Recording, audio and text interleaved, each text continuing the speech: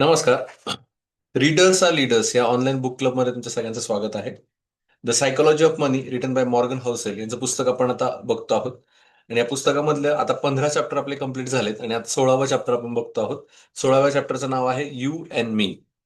आता चॅप्टरमध्ये स्टार्टिंगला सांगितलंय यू अँड मी म्हणजे तुम्ही आणि मी. याच्यामध्येच त्यांनी वेगळं पण सांगितलंय की तुम्ही वेगळे मी वेगळा किंवा मी वेगळा तुम्ही वेगळे.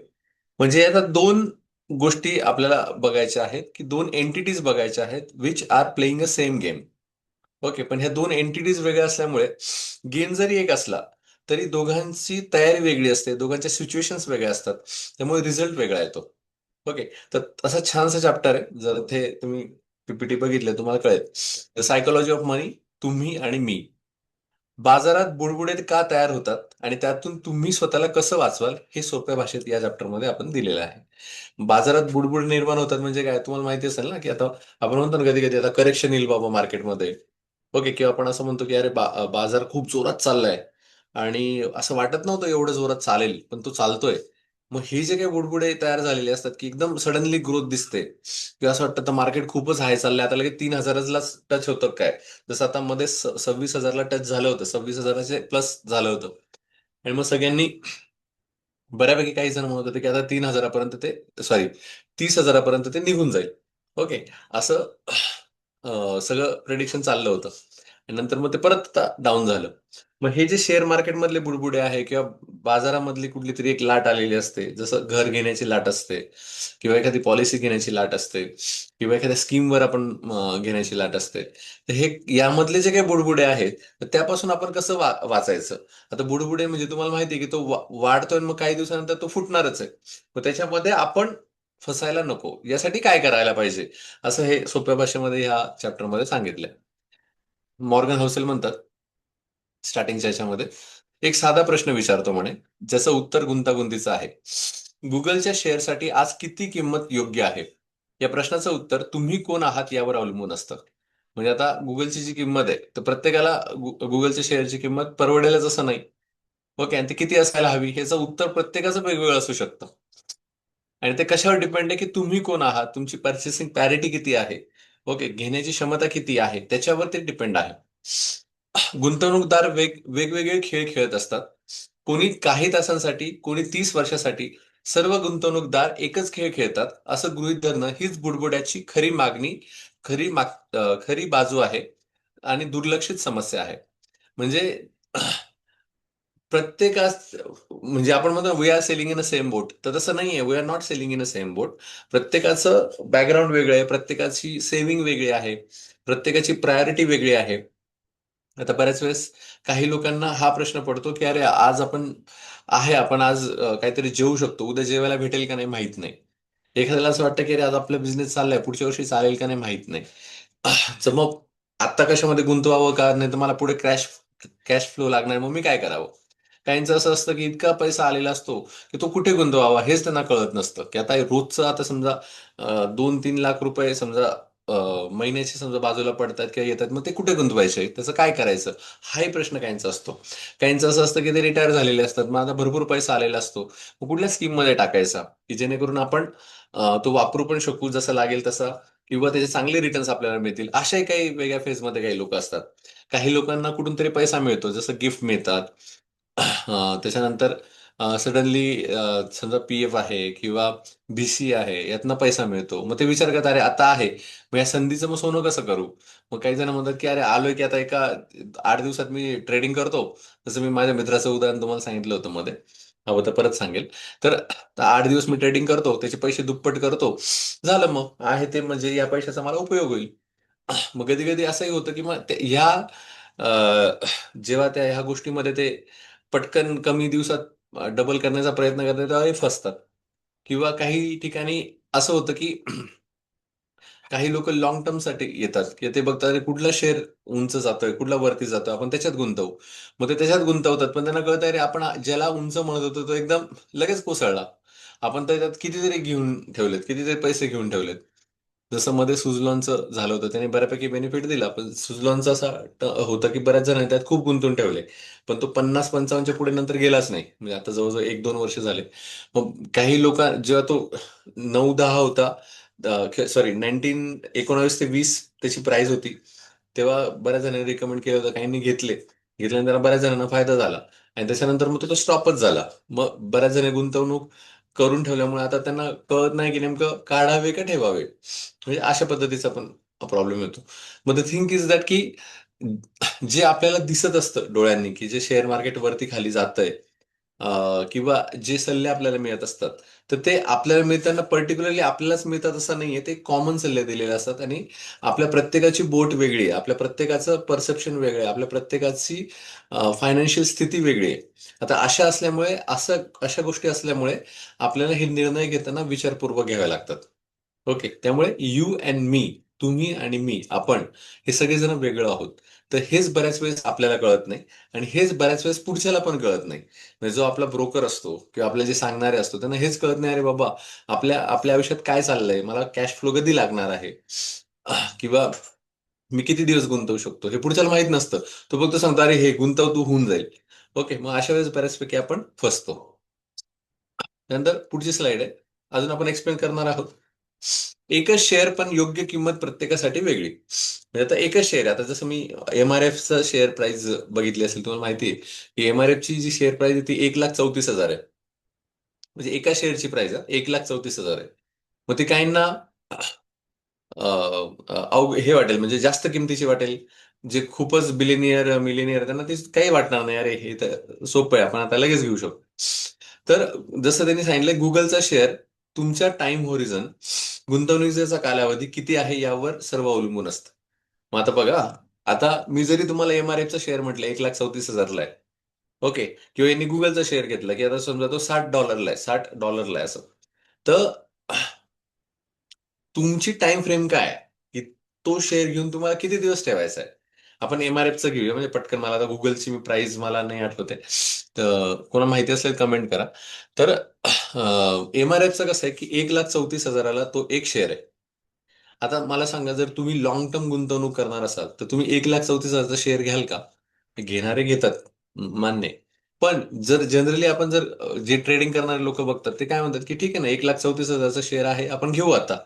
का? कारण त्याच्यात फ्लक्च्युएशन चांगलं आहे. सपोज फ्लक्च्युएशन चांगलं आहे म्हणजे काय, तो एक तर अप अप गेला तर 5,000 जातो, डाऊन गेला तर 5,000 जातो, मग आपण होल्ड करू शकतो थोडासा, पण प्रोबेबली तो जाणार आहे. म्हणजे त्याचं फ्लक्च्युएट 1.2 to 2% आहे, म्हणजे थोडासा तो जातोय वरती खाली. मग तेवढ्यामध्ये आपण पैसे कमवून घेऊ. आणि असं तो अप ट्रेडिंगला आहे, तर एका दिवसात मी 1,50,000 रुपये, सॉरी 1,34,000 टाकतो, लगेच माझे 5,000 रुपये वाढतील. मग मला लगेच 4 ते 5,000 रुपयाचा फायदा होऊन जाईल. मग त्यांच्यासाठी ही प्राइस काही वाटत नाही. ते एक शेअर घेऊन पण आनंदी राहू शकता, की काही वाटत नाही बाबा, पटकन घेऊन टाकू. पण तेच जर लॉंग टर्म जर तुम्हाला घ्यायचं असेल आणि कोणी जर तुम्हाला रिकमेंड केला, अरे हा घे. ओके. आता 1,34,000 डायरेक्ट समजा 1,00,000 पर्यंत येऊन गेला काही कारणास्तव, तर त्याला परत जायला खूप वेळ पण लागू शकतो. आणि त्या लॉंग टाइम हॉरिझन मध्ये तुम्ही किती होल्ड करू शकाल हे माहित नसतं. त्यामुळे प्रत्येकासाठी तो शेअर वेगवेगळ्या प्रकारे कारणीभूत असतो. म्हणूनच शेअर मार्केट चालतं. एक जण पुट देतोय तर एक जण कॉल देतोय. बरोबर ना? जो कॉल देतोय त्याला असं वाटतं आता प्राइस वाढेल. ओके. आणि जो पुट देतोय त्याला वाटतं नाही आता हे पडेल. आणि तो पडण्याची वाट बघतो, हा वरती जाण्याची वाट बघत असतो. दोघांचा अभ्यास वेगळा असतो. दोघांच्या प्रायोरिटीज वेगळ्या असतात. ओके. दोघांचं प्रेडिक्शन वेगळं असतं. तसं त्यांनी डे ट्रेडर सांगितलंय. काळजी कशाला, दुपारच्या जेवणापर्यंत भाव योग्य दिशेने हल्ला तरी पुरेसं. म्हणजे ज्याने समजा गुगलचा शेअर घेतलाय महागडा, तर त्याला काय वाटतं, आजच्या दिवसच ट्रेडिंग करायचंय ना आपल्याला, किती जरी महागडा घेतला, आता वाढेल तो लगेच आपण विकून टाकू. 1 वर्षाचा गुंतवणूकदार काय विचार करतो, पुढच्या काही महिन्यांतील उत्पादन, विक्री आणि मंदीची शक्यता महत्वाची. मग तो 1 वर्षाचा गुंतवणूक करायला असेल, तो फक्त बघतो, अरे मंदी वगैरे काही येणार नाहीये ना, आणि असं वाटतंय ना की थोडंसं त्याला स्कोप आहे, तर मग आपण गुंतवूया. कारण इवन तुम्ही तुमचे HDFC हे असेल समजा, वडायचे अकाउंट असेल HDFC सिक्युरिटीज, तर त्याचे स्वतःचे मेसेज पण येतात आपल्याला, की कुठला तुम्ही 1 वर्षासाठी घ्यावा किंवा कुठला 3 वर्षासाठी घ्यावा. तर मग तशा पद्धतीने ते पण ते आपल्याला सांगत असतात. तसं 10 वर्षासाठीचा जो गुंतवणूकदार असेल, तर तो काय विचार करतो, पुढच्या दशकाचं टेक क्षेत्राची क्षमता आणि व्यवस्थापनाची कामगिरी बघितली जाते. मग तो तर हे नाही बघत की 1 वर्षात काय होईल आणि हे काय, तो थोडं लॉंग विजन ठेवतो, की एकूण 10 वर्षामध्ये काय होईल.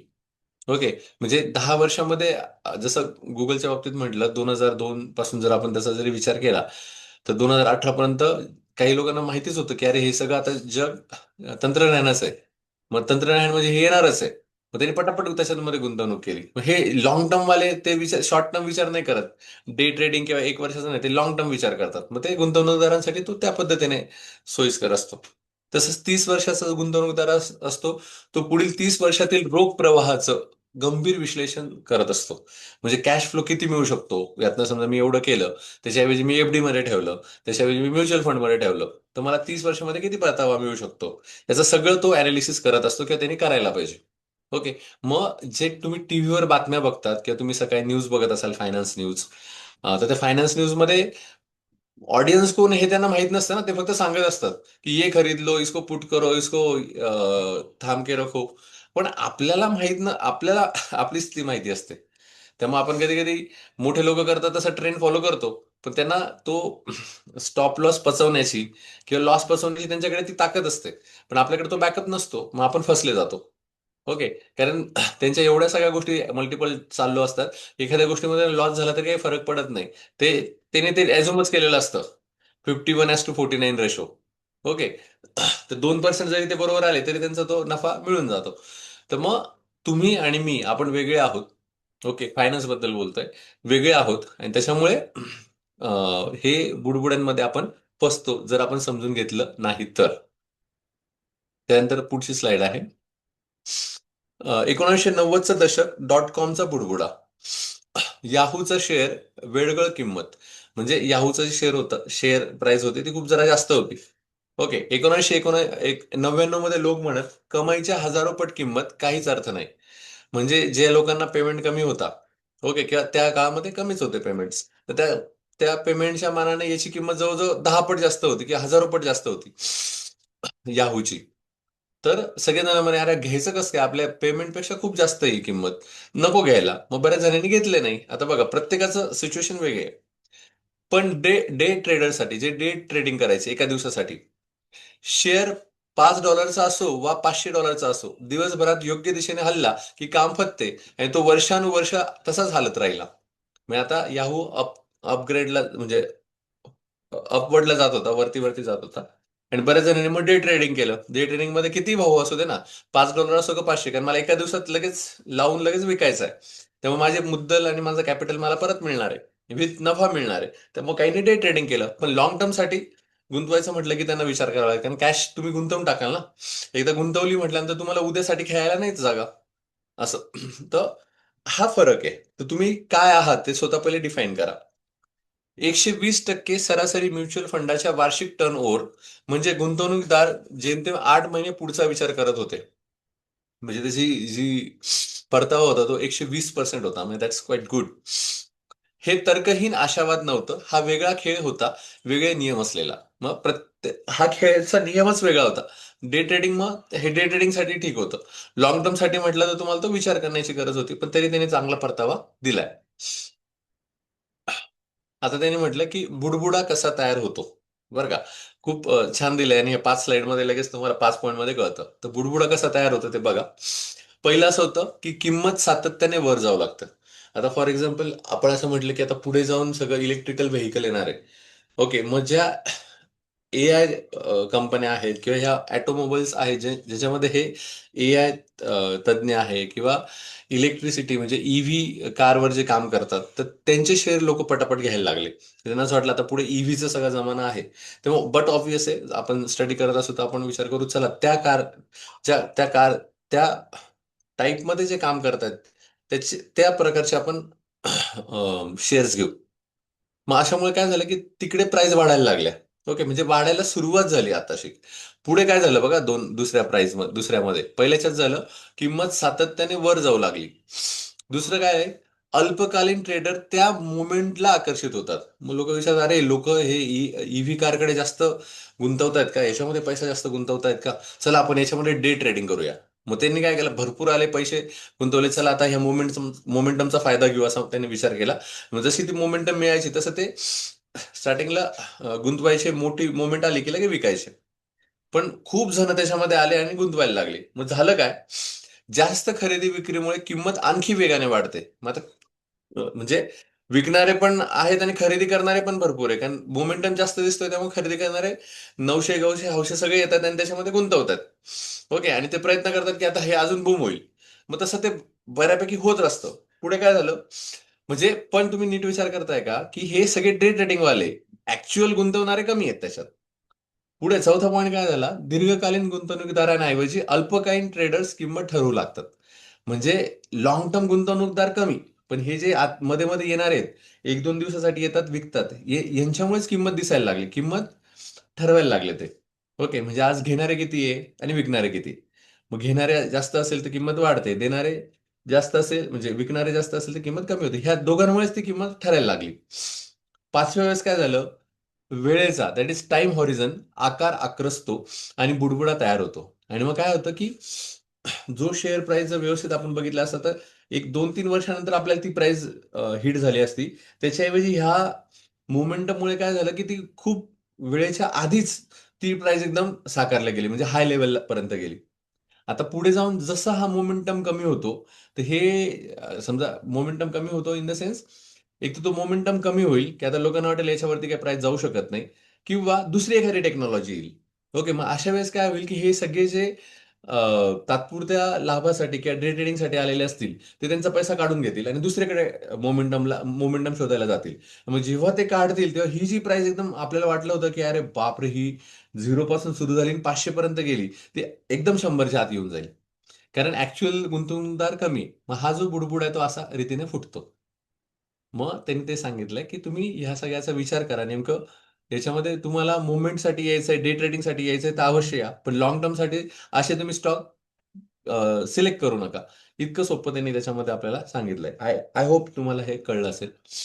बुडबुडे किमती वाढवणं याबद्दल नसतातच. ते टाइम होरिझन आकसणं याबद्दल असतात. ओके. मग बऱ्यापैकी आपल्याला असं दिसतं, की अरे शेअर प्राईस खूप वाढली. नंतर कळतं अरे एवढं त्याचं बूम होतं एवढं.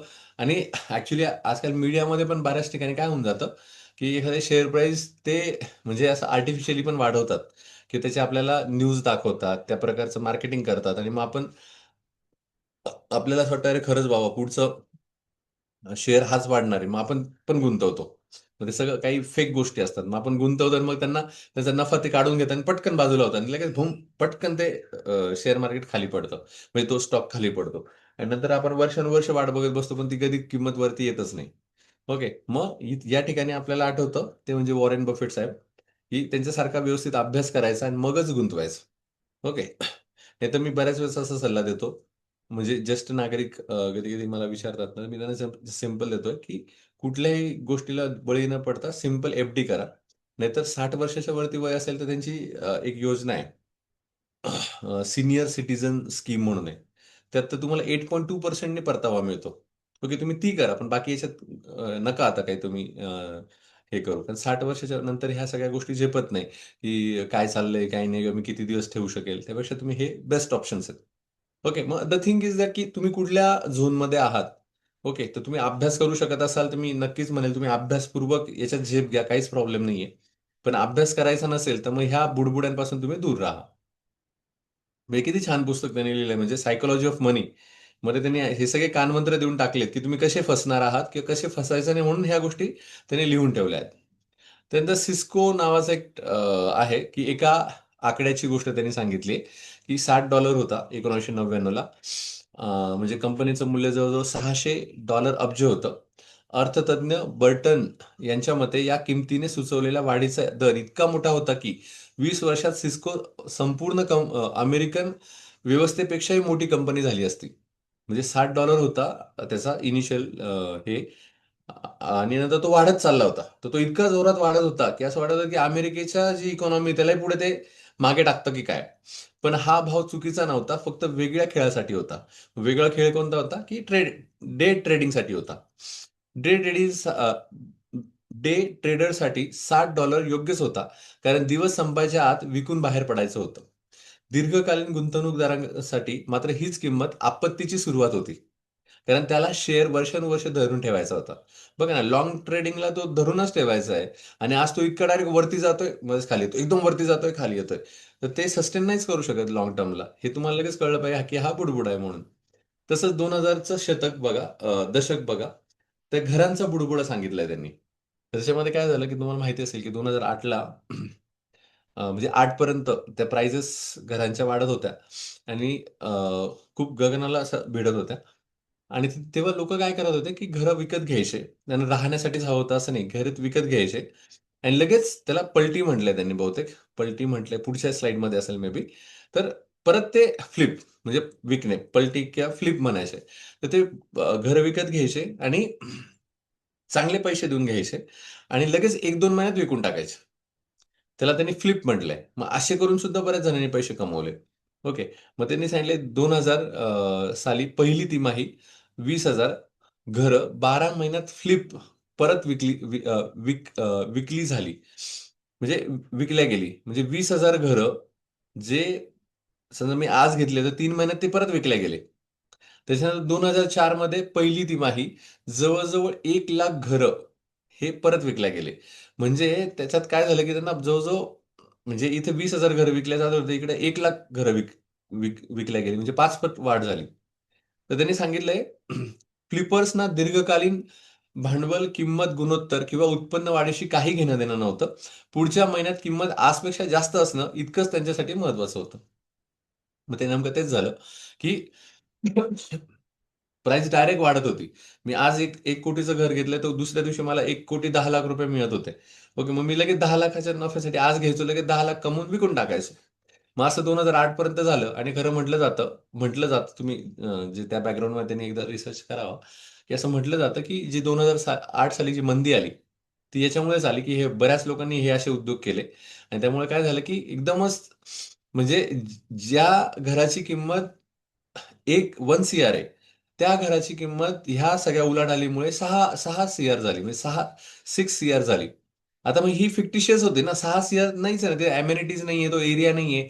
पण फक्त ते कॉम्पिटिशनमध्ये ती एवढी झाली. त्यामुळे 2008ला जे रिसेशन आलं ते याच्यामुळे आलं.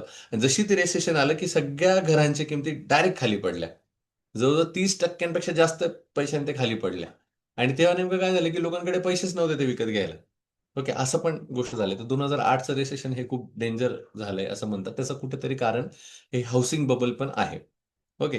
तर ह्या अशा पण गोष्टी तुम्ही लक्षात ठेवायच्या. समजा आता तुम्ही कुठे फ्लॅट घेत असाल, तर बऱ्याच ठिकाणी काय केलं जातं, की फ्लॅटचं म्हणजे बबल दाखवला जातो, की बाबा इथे खूप किमती वाढतायत, अननेसेसरीली वाढतायत. म्हणजे आपल्याला वाटतं, अरे किती बापरे! एवढं महाग? इथं तर हा एरिया पण तसा नाहीये. तुम्ही एकदम कसं काय म्हणतात? नाही, नाही, इथे खूप डेव्हलपमेंट होते, असं ते लोकं सांगतात, की हे खूप चांगलं आहे ना, असं आहे, आता याच्या अजून डबल वाढणार आहे. आणि मग त्या बबलला आपण थोडंसं बळी पडतो आणि ती गोष्ट विकत घेतो. आणि घेतल्यानंतर आपल्याला कळतं, अरे आता हे सगळं पॅक झालंय, आता इथं काही वाढणार नाही. म्हणजे अशा म्हणजे 3-4 गोष्टी आहेत, त्या समजून घ्या तुम्ही फक्त. तुमच्यापैकी जे फ्लॅट बघायला वगैरे जात असतील त्यांना माहिती आहे काय कसं फेस करावं लागतं. खरा धोका कुठे आहे? तर खरा धोका म्हणजे 2च गोष्टींमध्ये इथे त्यांनी सांगितल्याप्रमाणे. एक म्हणजे दीर्घकालीन गुंतवणूकदार आणि दुसरं म्हणजे अल्पकालीन ट्रेडर. इतके लोक याच भावाने खरेदी करतायत. कदाचित त्यांना काहीतरी माहीत असेल, असं वाटून तोही त्याच भावाने विकत घेतो. पण त्याचा हेतू वर्षानुवर्ष धरून ठेवण्याचा आहे. म्हणजे सगळे लोकं विकत घेत आहे, मी पण विकत घेतो. अरे पण त्यांना लगेच विकायचं आहे ना. मला नाही माहिती त्यांना लगेच विकायचं आहे. मला तर 10 वर्ष ठेवायचं होतं. पण मी फसलो ना, की मी ह्याच भावात विकत घेतलं. पण हा भाव खाली येणार होता. पण हे मला माहितीच नव्हतं. मी फसून गेलो. अल्पकालीन ट्रेडर काय करतो? त्याच त्याच भावाला योग्य समजतो. कारण त्याला प्लॅन दिवसाचा कारण त्याचा प्लॅन दिवसाच्या शेवटी टिकून बाहेर पडण्याचा आहे. तोपर्यंत भाव आणखी वर जाईल असा तो अंदाज करतो. ओके, मग त्याला असं वाटतं की अजून वरती जाईल बुवा. ओके, त्यासाठी तो घेत असतो. मग हे डे ट्रेडरचं झालं. म्हणजे दोन्हीही जर पॅरामीटर बघितले तर वेगळे आहेत. हे दोघे एकमेकांच्या अस्तित्वाची जाणीवही न ठेवता एकाच मैदानात एकमेकांकडे धावत असतात. वाटा ओलांडतात. तेव्हा कोणीतरी दुखावतो. मग काही वेळेस प्राईस वाढतच नाही. तुम्ही इंट्राडे घेताय आणि वाढतच नाहीये. मग कधी-कधी दीर्घकालीन असं वाटतं की बरं झालं बा आपण दीर्घकालीन आहे. त्यामुळे आज मला लॉस नाही झाला. वाटलंच मला तर मी 3 महिन्यानंतर 4 महिन्यानंतर अजून वाढल्यानंतर विकेल.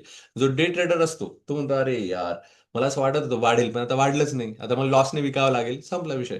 मग त्याला तो लॉस होतो. पण कधी-कधी उलटं होऊन जातं, की तो वाढून जातो. ओके. आणि मग हा माणूस पैसा काढतो आणि दुसऱ्या दिवशी परत ते भाव खाली पडतात. मग दीर्घकालीन म्हणतो, "अरे मी तर हाय प्राईसला घेतलं होतं आणि दुसऱ्या दिवशी ते डायरेक्ट लो प्राईस झालं. उगाच घेतलं." आणि मग तो परत लोच जात राहतो. आणि मग लोच जात राहिल्यानंतर मग त्याला वाटतं, "अरे मी कुठून घेतला हा, की आज मी सगळ्या लॉसमध्ये." अशाही गोष्टी होतात. त्यानंतर लास्ट थर्ड स्लाइड आहे. हा स्टॉक विकत घ्या, पण सल्ला कोणासाठी? म्हणजे कुठला स्टॉक कोणी विकत घ्यावा त्यांनी सांगितलंय. टीव्हीवर तज्ज्ञ तुम्ही कोण आहात हे जाणतच नाही. म्हणजे म्हटलं ना ते जे टीव्हीवरून जे सल्ला देतात ती सगळे झी टीव्ही वगैरेला चालतं ते बिझनेसच्या न्यूज. त्यांना माहित नसतं तुम्ही कोण आहे. ओके. तर तुम्हाला माहिती असतं तुम्ही कोण आहात. तर त्यांनी सांगितलंय किशोर त्या जे ट्रेडिंग करणारे काही किशोरवयीन ट्रेडर असतात की त्यांनी फक्त बघितलं असतं की अरे काय लोक ट्रेड करतात श्रीमंत होतात. ते पण असं स्वप्न उराशी बाळगतात आणि ते लगेच उडी मारून टाकतात त्या शेअर मार्केटमध्ये. मग हे मौजेसाठी ट्रेडिंग करणारे असतात. दुसरं वृद्ध किंवा विधवा स्त्रिया किंवा एकटे जे वृद्ध पुरुष असतात ते मर्यादित ठराविक बजेटवर अवलंबून असतात. ते पण ट्रेडिंग करणारे असतात. दुसरं हेज फंड मॅनेजर, तिमाही संपण्याआधी हिशोब जुळवणारा, असा पण त्याच्यामध्ये ट्रेडिंग करणारा माणूस असतो. या तिघांचंही ध्येय एकच आहे आणि एकाच भावाला योग्य ठरवता येईल असं आपण खरंच मानू शकतो का? आता या तिघांना पैसा कमवायचा आहे. पण तिघांसाठी ती प्राइस योग्य आहे असं आपण मानू शकत नाही. त्याचबरोबर तिघांची टाइम फ्रेम वेगळी आहे. तिघांचा पेशन्स वेगळा आहे. ओके. मग आपण कशामध्ये बसतो तसा सल्ला आपण समजून घ्यायचा आहे. त्या सल्ल्याने आपण वागायचं आहे. जसं मॉर्गन हौसेल म्हटलं की कुठलाही तुम्हाला सल्ला आम्ही देणार नाही. आम्ही फक्त सूचक सांगणार आहे. ही सायकॉलॉजी तुम्ही समजून घ्या. तुम्ही कोण आहात ते स्वतःला समजून घ्या आणि त्यानुसार तो सल्ला फॉलो करा. तुमचा बँक बॅलन्सच समजा 50,000 आहे. तुम्ही 50,000चे शेअरच घेतले आणि ते पूर्ण डावावर लावून दिले. चालेल का? नाही. जसं एखादा बिलियनियर त्याला 50,000चं काही वाटत नाही. तो रिस्क घेऊ शकतो. हाच परिणाम खर्च करण्याच्या सवयींवरही होतो. मग आलं का सवयींवर? म्हणजे पैसे खर्च करण्याच्या याच्यावरच आलं शेवटी, की तेच सांगतंय, की प्रतिष्ठित लॉ फर्ममध्ये पार्टनर बनायचं आहे. त्यासाठी महागडी गाडी, कपडे, इमेज सांभाळणं त्याच्या खेळाचा भाग आहे. जसं म्हणजे त्यांनी सांगितलं, की खर्च पण आपण कसा करतो, की एखादा वकील आहे, त्याला तरुण त्याला वकील म्हणून प्रस्थापित करायचं आहे. तर मग तो गाडी पण घेतो, छानपैकी कपडे घेतो, मग त्याला शो ऑफ करण्याचा प्रयत्न करतो. ओके. कारण त्याला ती इमेज जपायची, कारण तो तरुण वकील आहे, त्याला केसेस पण हँडल करायचे आणि सगळ्यांसमोर इम्प्रेशन दाखवायचं. तो it's the part of his profession. त्यामुळे त्याला हे सगळं उंची कपडे, चांगली गाडी किंवा हे बाकीचं दाखवणं अभिप्रेतच आहे, की दाखवणंच लागेल. पण इकडे लेखकाचं उदाहरण घेतलंय. लेखकाला त्याची काही गरज नाही, कारण माझं पुस्तक वाचणार आहे ना, मला तर कोणी बघणार नाहीये. म्हणून घरातूनच आरामदायी कपड्यात काम करू शकतो. त्याला त्याच्या इमेजची गरजच नाही. तरीही वकिलाचा खर्च पाहून त्याच्या स्वतःच्या अपेक्षा बदलू शकतात. म्हणजे खरं म्हटलं तर लेखकाला या सगळ्या गोष्टींची गरज नाहीये. पण तो वकिलाकडे बघतो आणि तो म्हणतो, "अरे मला पण असं क्रेझ हवंय, असं ग्लॅमर हवंय." पण ते ग्लॅमर वकिलाला का हवंय? कारण ते त्याला सूट करावं लागणार आहे, दाखवावं लागणार आहे त्याचं टॅलेंट आणि त्यासाठी तो पॉश पण तसा राहिला पाहिजे. आणि मग हे पॉशनेस त्या लेखकालाही कुठेतरी आकर्षित करून जातं. मग तो पण रिस्क घ्यायला लागतो, की अरे मला पण असं व्हायचंय. यासाठी मला पण अधिक पैसा कमवायचा आहे. आणि मग हा जो लोभ लोभ तयार होतो, त्यातनं अभ्यास न करता फक्त आपण कॉपी करण्याचा प्रयत्न करतो आणि मग तिथे आपण फसतो. ओके. तर मग इथे लेखकाने खूप छान सांगितलंय, की आधी स्वतःला ओळखा. तुम्हाला नेमकं काय हवंय? या प्रायोरिटीज ठरवा आणि मग गुंतवणूक करा. आपल्याला इतरांचा खर्च दिसतो, पण त्याची उद्दिष्ट, चिंता आणि परिस्थिती दिसत नाही. फक्त तेवढाच खर्च दिसतो, का अरे याने एवढे शेअर घेतले. मग आपण का नाही घेतले? आपण पण घेऊ. अरे पण त्याचे उद्दिष्ट वेगळे आहे, चिंता वेगळी आहे, परिस्थिती वेगळी, अभ्यास वेगळा आहे. ओके, बॅकअप वेगळा आहे. हे आपण कधी विचार करत नाही. आपण फक्त कंपेअर करतो. आपणही नकळत कुणाचा तरी वेगवेगळा खेळ खेळून लागतो. ओके, आपण पण त्यांच्यासारखे खेळ खेळतो, की चला याने पण रिस्क घेतली का मी पण रिस्क घेईल चला. याने पण गाडी 90च्या स्पीडने चालवली का मी पण 90च्या स्पीडने चालेल. अरे पण तो आधीपासून स्टंटमॅन आहे. तू आता पहिल्यांदा गाडी घेतलीस. आता कशाला चालवतोय? नाही, नाही त्याने केलं मी पण करेल. पण मग कुठेतरी आपण यामुळे फसतो. ओके. तर महत्वाचा धडा असा आहे, की तुम्ही स्वतः कोणता खेळ खेळत आहात, हे तुम्ही पहिले स्वतःला जाणून घ्या. तुमचा स्वतःचा टाईम होरिझॉन स्पष्टपणे ओळखा. आता तुम्ही स्टुडंट असाल, तर तुमची सेव्हिंग जास्त झाली पाहिजे आणि नंतर जेव्हा चांगली सेव्हिंग झाली, तुम्ही कमवायला लागला, की मग तुम्ही रिस्क घ्या. ओके. नाहीतर आत्तापासूनच डायरेक्ट रिस्क घेतोय आपण, तसंही नाही चालणार. वेगळा खेळ खेळणाऱ्या इतरांच्या कृतींची प्रभावित होऊ नका. पहिले ऑब्झर्व्ह करा. माझा एक मित्र आहे रामेश्वर, तर त्याचं ऑब्झर्वेशन पॉवर खूप जास्त आहे. आणि त्याचा पेशन्स पण खूप जास्त आहे, की त्याला जरी दिसलं, की याच्यामध्ये आता एखादा माणूस 3,000 4,000 कमवतोय, तरी तो पेशंटली बघतो. तो मग बघतो, की अरे आज कमवले, उद्या पण कमवतोय का? परवाही कमवतोय. एकदम पेशंटली सगळं बघत असतो. आणि नंतर त्याला असं वाटलं, की आपण हाच पॅटर्न फॉलो होतोय. त्यानंतर तो रिस्क घेतो. म्हणजे ₹1 सुद्धा शेअर मार्केटमध्ये तो वाया जाऊ देत नाही. पण यासाठी खूप पेशन्स लागतो, अभ्यास लागतो, ऑब्झर्वेशन लागतं. सगळे गुंतवणूकदार एकच खेळ खेळतात हा गैरसमज सोडून द्या. आपल्याला सगळ्यांना वाटत असेल की अरे एकच तर प्राइस आहे ना, म्हणजे एकच तर शेअर सगळे घेतोय ना. पण एक जर घेतो असेल तर सगळ्यांचे गेम वेगळे आहेत. ओके. एक जण अनुभवासाठी घेतो, एक जण लॉंग टर्म साठी घेतो, एक शॉर्ट टर्म साठी घेतो. ओके. तर हे सगळे गेम वेगळे हे समजून घ्या. तर शेवटचं फक्त मी एक सांगतो. मी एक पॅसिव्ह गुंतवणूकदार आहे. जगाच्या आर्थिक वाढीच्या क्षमतेवर माझा आशावाद आहे आणि पुढील 30 वर्षात ती वाढ माझ्या गुंतवणुकीलाही मिळेल असा माझा ठाम विश्वास आहे. असं कोण म्हणतंय? मॉर्गन हौसल यांचं स्वतःचं गुंतवणुकीचं तत्व आहे. ते लाँग टर्म इन्व्हेस्टर आहेत आणि ते असं म्हणतात, की पुढच्या 30 वर्षामध्ये मला माहिती आहे, की हे अजून वाढणार आहे. ओके. त्यामुळे मी ते असे स्टॉक निर्माण करतात, की अशा स्टॉकमध्ये गुंतवतात, की ज्यांना माहिती आहे, की लाँग टर्म मला त्याच्यामध्ये ग्रोथ मिळणार आहे. तर अशा पद्धतीने ते गुंतवणूक करतात. हे लिहून ठेवल्यावर एक गोष्ट स्पष्ट होते. यावर्षी बाजाराने काय केलं किंवा पुढच्या वर्षी मंदी येईल का? हे प्रश्न माझ्या खेळाचा भागच नाहीत. त्यामुळे त्यांचा माझ्यावर परिणाम होत नाही. कारण मी लाँग टर्म गुंतवणूकदार आहेत ना. 30 वर्ष, 20 वर्ष मी गुंतवणार आहे. मग आज मंदी आली काय, किंवा डाऊन झाला काय, अप झाला, मला काहीच फरक पडत नाही. माझ्या संपर्कात असे काही लोक आहेत जे म्युच्युअल फंड्समध्ये दर महिन्यात चांगल्या पद्धतीने गुंतवणूक करतात आणि त्यांना विचारलं का, "अहो काय झालं? किती स्टॉक वाढले? किती काय?" ते म्हणतात, "खरं सांगू का सर, आम्ही गुंतवले पण परत बघितलं नाही. अजिबात नाही. आम्ही जेव्हा वाटेल आता शेवटी 5 वर्ष लॉक केलेलं आहे. 5 वर्षानंतरच मी बघेल." असे पण काही जण आहेत. तर शेवटी थोडक्यात सारांश, बुडबुडे मूर्खपणामुळे तयार होत नाहीत. ओके. वेगवेगळे खेळ खेळणारे गुंतवणूकदार एकाच मैदानात आल्याने ते तयार होतात. प्रत्येकाचा गेम वेगळा आहे आणि ते एकत्र खेळल्यामुळे ते बुडबुडे तयार दिसतात. स्वतःचं गुंतवणूक तत्व लिहा. म्हणजे तुम्ही कोणता खेळ खेळताय हे स्पष्ट लिहून ठेवा, म्हणजे गोंधळ टळेल. म्हणजे मी डे डे ट्रेडर म्हणून एंट्री केली. मला आता कळलं की अरे हा डाऊन होतोय. चला आता मी लाँग टर्मसाठी हा ठेवून देतो. किंवा मग लाँग टर्मसाठी आलो ना, आता असं वाटतं की हा पटकन मला मिळतंय पटकन, मग मी लगेच विकून टाकतो. तर असं काही नका करू, की मध्ये डे ट्रेडर्स, मध्ये लाँग ट्रेडर्स, याच्यामुळे तुमची मुद्दल जी असते कॅपिटल ती गुंतवून राहण्याची प्रॉबॅबिलिटी जास्त असते. ओके. आणि मग तुम्हाला तो वेळ भेटत नाही, मग सगळं कॉम्प्रोमाइज करावं लागतं. त्यामुळे एकदा तुम्ही ठरवा तुम्हाला नेमकं डे ट्रेडर व्हायचंय का दीर्घकालीन ट्रेडर व्हायचंय, आणि त्यानुसार अभ्यास करा आणि मगच ट्रेड घ्या. वेळेचं भान ठेवा. बुडबुडे किंमत वाढवण्याबद्दल नसतात. ते टाइम हॉरिझन आकसण्याबद्दल असतात. म्हणजे हे बुडबुडे काय असतात, की जी प्राइस आपल्याला माहिती आहे ना, ग्रॅज्युअली इन्क्रीज होऊन 3 वर्षानंतर ती त्या लेव्हलला जाणार आहे. त्याच्या आधीच तुम्हाला 1 वर्षात ती एकदम दिसते. म्हणजे टाईम कमी करण्यासाठी हे बुडबुडे आलेले असतात. इतरांच्या घाईला बळी पडू नका. टीव्ही, चर्चा किंवा शेजारच्याचा सल्ला तो कोणासाठी आहे आधी तपासा.